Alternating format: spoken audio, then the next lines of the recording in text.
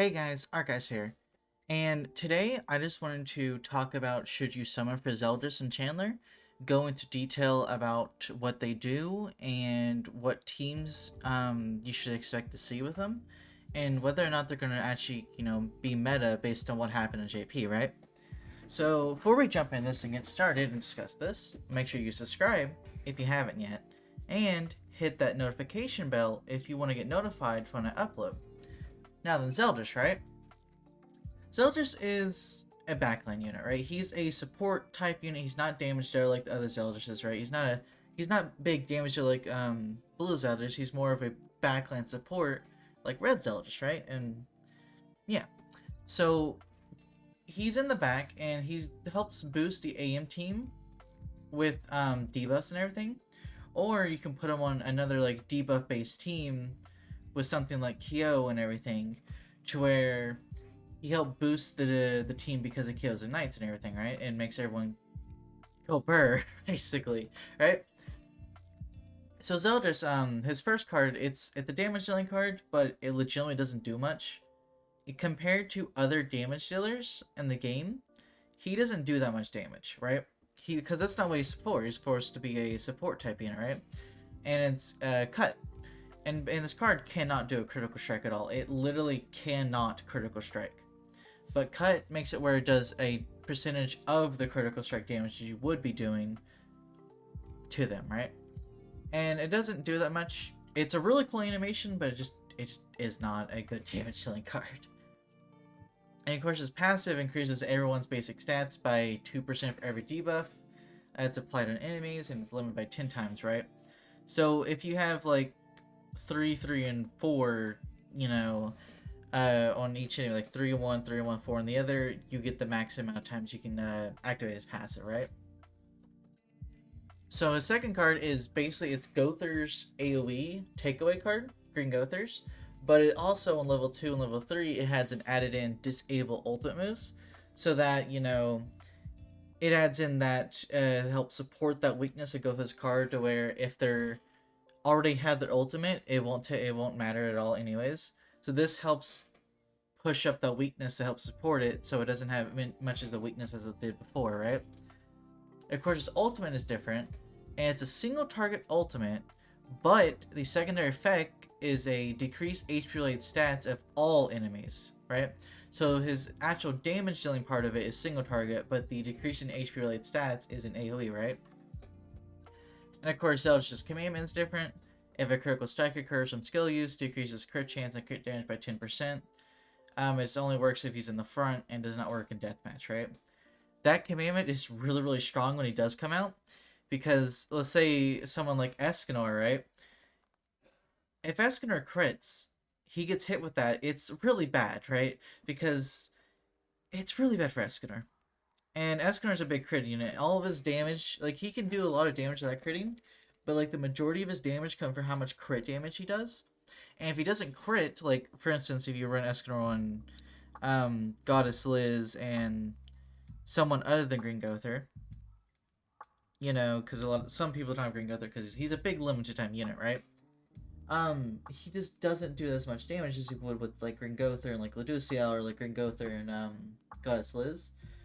So him not critting and him doing, even when he does crit damage is not a good thing, right? So it's a really good commandment. It's just you won't hardly ever see it because Zeldris is a backline, right? All right, let's move on to Chandler. And Chandler's first card is Valenti's skill card, right? He makes it where it restricts all skill effects, including ultimate move effects, except for stances and recovery skills. This is really, really nice. This is a really, really good card. Because let's say something like Assault Meliodas, which is a big team that you fight, he doesn't get his buffs. When he's hit by this, he doesn't get his buffs, right? He doesn't get his 50% buffs at all. Doesn't happen. Amplified doesn't work. His Rupture card doesn't work, right? It just does the normal amount of damage without the extra skill effect. And then of course someone like Escanor, his Flood won't work when he's affected. Like, his Flood won't work. His death damage part of his ultimate doesn't work. It stops all those, right? The only thing it doesn't stop, it won't stop something like Goddess Liz ult, who heals. It won't stop that. It won't stop, someone like, himself with the secondary card, the stance card, right? So it won't stop those type of moves, for example, but it'll stop like damage dealing types and everything. His passive is every time a person uses a skill, no matter who enemies. Sorry, I thought it was like commandment. Sorry, I was about to make it like commandment. All enemies, whoever uses a skill, gets all their stats, every last one of them, not just basic, by 7% for one turn in PvP. This does go away at the end of the turn. So if it's on the enemy turn, they use a skill. This applies before the skill happens. When the turn ends, that goes away. And then we have a really, really good taunt card. Probably one of the best counter cards in the game, right? It's really, really strong. Level 3 isn't as strong as it used to be, but rank 1 and rank 2 are insanely strong for what they are. So yeah.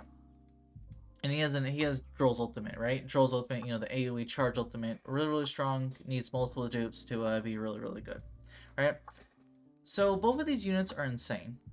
And Zeldris and Chandler, right? They're gonna be meta. Guaranteed, at least Chandler's guaranteed to be meta, right? Zeldris is meta. Like, for instance, on the Assault Meliodas team, right? Currently Assault Meliodas team, the two best teams you see going around is Blue Droll and Red Melascula, and then you see Green Droll and Blue Derriere, or you'll see like Blue Droll and Blue Derriere, right? Those are usually who you see. Those are like the best teams you'll see rerun. That's going to change. It's going to change to Assault Meliodas, and then Blue Droll, Green Droll, Red Melascula, and then you're going to see Chandler, right? Chandler's going to be on guaranteed a staple on the Assault Meliodas team. And then backline, you're either going to see Fez Zeldris, Red Zeldris, or you're going to see Estarossa actually for the backline, so that when you do fight Chandlers or you fight, other units like Assault Meliodas, your Chandler won't be affected by any of the debuffs. Really, really good. Really, really nice.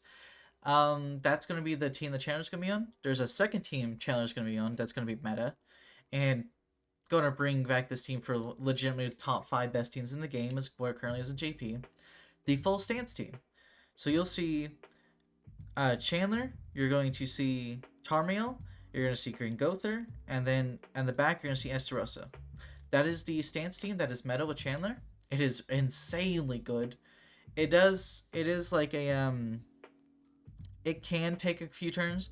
You can end it with that team in like 3 turns, but at the same time it can also extend out the match for more than 3 turns. So it can be either or. It can just depend on what your RNG there in that match and what your opponents do. But it's insane. It's an insane amount of team, right? So yeah, that's so many Chandler's teams, right? That's the main team to see with Chandler. And Chandler will be back on like the Demon banner, and where Part 3 releases, he'll be on that banner. He's just a general banner unit, right? Like currently in JP, we're voting to see who's going to be in the main anniversary banner, and whoever we vote gets to be on there, right? I think it's like, I don't know, I think it's like top like 9 or something like that. So it's like top 9, top 10. But number 3 is Chandler. So Chandler is basically guaranteed to come back on anniversary for a JP, right? And of course, with Global being a month behind, we will be getting that banner in Global relatively soon. It should come out in like a week to 2 weeks on JP, so roughly in a month to a month and a half.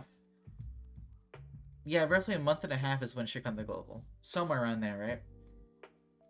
And then Zeldris, right? He's going to be a backline unit on like 2 different teams. Number 1, he can be backline unit meta on the Assault Meliodas team. And then number 2, he can be backline meta on a Kyo team, right? The versions of the Kyo team, with Kyo and everything. Because Kyo is insanely good. But the thing about Kyo is he's a very limited time unit that you can no longer get.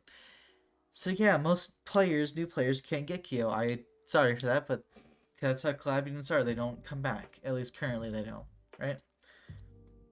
But those are the 2 main teams you'll see Zeldris in the backline.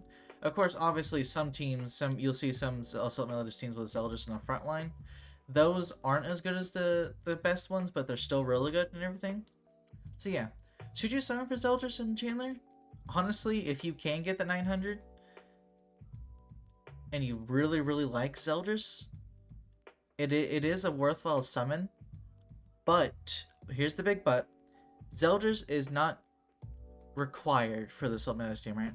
Because as I stated earlier, right, the best Assault Melodious teams, backline, you're going to see Estarossa, Red Zeldris, or Fez Zeldris, right? There's literally multiple options that you can run the backline that all work insanely well and all be the best team. So he isn't required, right? He's just there as an option to pick. You don't actually have to have him for the best AM team. Chandler, on the other hand, Chandler is basically needed for the best AM team. You'll see Chandler basically ran all the time with AM. Whoever pulls him will run him with him. But you can still get away with really, really easily. Like, still gonna be like the second or third best team with Assault Meliodas. Blue Derriere and everything with like blue Droll, green Droll, or the original Malaska and Droll, right? It's still an insanely good team for Assault Meliodas and will still be ran a lot. So this banner is not a must summon banner for free to play players. Honestly, I would say skip, because we're going, because in 2 weeks, right? When this because this banner will be out 3 days, 3 to 4 days past what we know the anniversary is going to be. So honestly, if you really want to summon, I want to say wait until we see what anniversary is going to be, and then decide what you're going to do then, because this banner will last for 2 weeks. It's a Fez banner. Usually Fez banner lasts for a month, but this specific Fez banner lasts for 2 weeks. But it's going to go away 3 to 4 days after we find out what the anniversary is going to be for Grand Cross. So just wait and see what that banner unit's going to be, and then decide then. Because we don't know what's coming, and since these units are not required for the Assault Melodious team, there's other versions, you don't really need to summon unless you absolutely want them / like them. But anyways, guys, thank you guys for watching. I will see you guys next video. Bye bye!